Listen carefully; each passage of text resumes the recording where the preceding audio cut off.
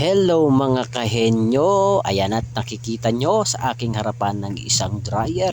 Dahil nga ay katatapos ko nang dyan magkusot, maglaba, mag-anlaw dahil ang ginagawa ko na ngayon ay mag-dryer. Bali bubuksan natin at nakita nyo nga na umiikot-ikot pa. Syempre pag umiikot-ikot pa patitigilin po muna natin yan para hindi masira ang ating dryer. Pero syempre dapat ay balance din ang pagkakalagay ng damit para hindi kumakalug-kalug at hindi masira talaga yung dryer. Ayan, kung makikita nga ninyo na halos ang tagal tumigil, pero wag niyong pipigilan yung pagtigil niyan. Hayaan nyo lang muna siya na kusang tumigil bago nyo kunin yung mga damit dyan sa dryer. Napakalaking ang tulong ng dryer sa mga damit, lalo na syempre kapag umuulan at walang araw, ay talaga naman kapag may dryer ka ay konting sampay mo na lang, ay konting pahangin mo na lang ay talagang tuyo na ang damit. Yan, bali makikita nyo nga na kinuha ko na nga dito yung hanger at syempre ihahanger na natin yung mga nakalagay dun sa dryer dahil tapos na nga umikot.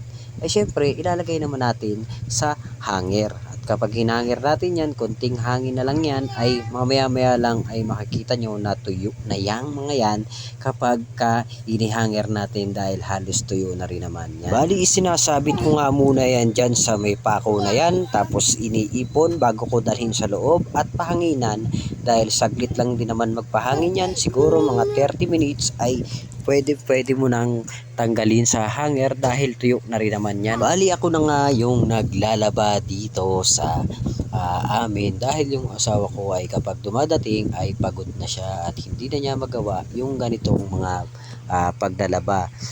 Kaya ako na rin ang naglalaba ng mga damit niya, damit ng anak namin at syempre yung mga damit ko. Kaya nga pag nakikita ko na medyo madami na ang aming labahin ay talaga namang nilalaban ko na dahil mahirap din naman talagang matambakan ng napakadaming labahin. Kaya mas maganda kapag medyo madami-dami na ng konti at napuno na ang lagayan ay syempre ay pwede mo nang labahan. Maglaba na ng maglaba dahil mahirap kapag maraming labahin at ikaw rin naman at ako rin naman yung mahihirapan kapag dumami yung aming mga labahin.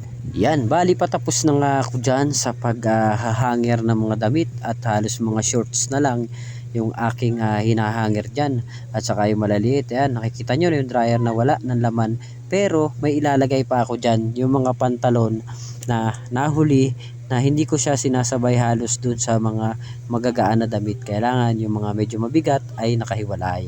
At nakita nyo na nag-selfie muna ako dyan, no? Kasi para at least ay mawala yung pagod natin sa pamamagitan ng pag-selfie. Dahil nga sa pagsiselfie ko ay hindi ko na malaya na tapos na pala. Pero nang hinipo ko ito ay halos basang-basa pa. Kaya ang ginawa ko ngayon ay inikot ko pa siya ng konti lang para at least ay medyo matuyo-tuyo naman talaga at siguradong pag sinampay natin ay wala na, tuyo na talaga. Kaya ang gagawin ko naman ngayon ay syempre ay maya-maya lang ay tapos na yan dahil itatapon ko naman itong tubig dito sa may CR. Kaya hanggang dito na lang po mga kahenyo. Maraming salamat po sa inyong panonood.